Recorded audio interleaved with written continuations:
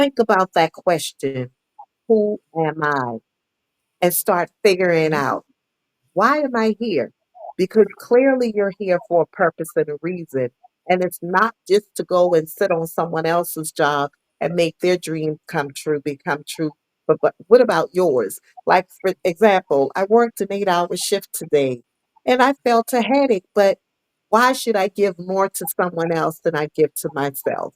So I wanted to make sure that Mhm. they know that whatever it is that they want to do is obtainable. There's no way I can sit on another man's job for 8 hours and know that this is a part of my business and neglect it because I'm tired.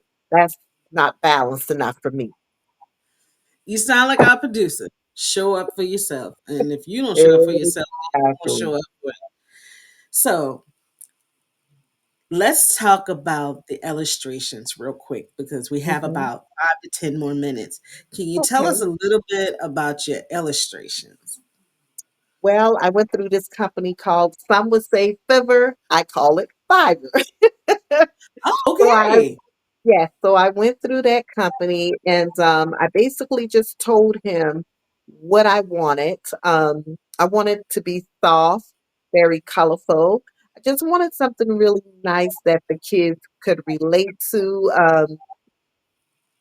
sitting down at the dinner table. I just wanted it to be relatable to everyone. And when I saw that in my mind, I'm like, you know what about a jet? And she's flying and she's soaring. I think that's going to be great because that's another thing. Oh, can I potentially fly a jet one day? Can I fly an airplane one day? So my thought process was just making it become alive in the spirit of anyone who reads it, even in a doubt. Sometimes if I feel like I need to go back and read it, I'll reread it. In fact, I just did a read aloud on my page, my YouTube channel. I went and did a read aloud on that. And so it wasn't so much of the sales. I wanted people to get the message because some may say, why would you read your book before people purchase it? It's more about the message right now. Right. Right. And I understand what they talk about the sales and doing it before, but that will drive people to get it Ex- even more Exactly. because they don't know, but they're going to find out right now that you have some other books. So tell us about your Yeah. other books. Well, the very first book I wrote was back in 2013, Overcoming Destructive Relationships. It's about my life, my journey from a child. As I've mentioned earlier, I wasn't always confident in myself. I had very low self esteem. I was a fatherless daughter. My dad died before I was even born.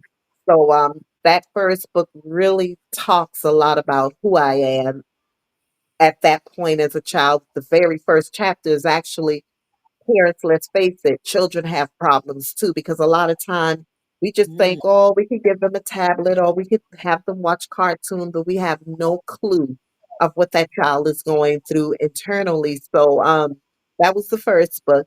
Then the second book was Breaking the Chains of a Narcissist, being in a narcissistic relationship. And then finally, Freedom from Narcissistic Abuse was just the follow up from Breaking the Chains of a Narcissist.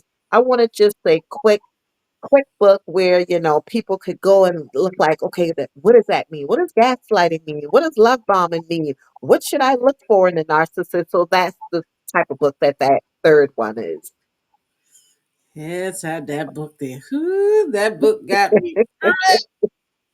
I was That reading, book and it has was just, helped a lot of people. Breaking the Chains of a Narcissist have yes, truly helped a lot of people.